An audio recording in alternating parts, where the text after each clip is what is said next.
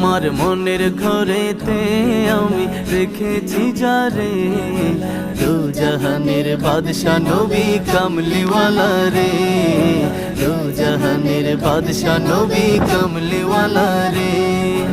আদি পিতা আদম যখন মুসিবতে পড়ে, ওদের নবীর উসিলাতে আল্লাহ কবুল করে।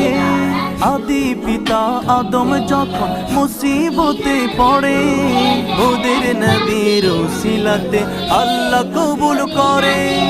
সাকারাতের বিছানাতে দেখা দিও রে, দু জাহানের বাদশা নবী কামলিওয়ালা রে, দু জাহানের বাদশা নবী কামলিওয়ালা রে।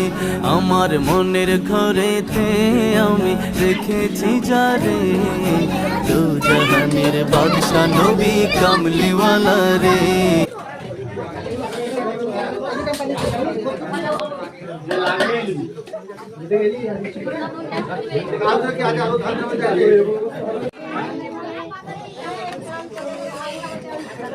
সর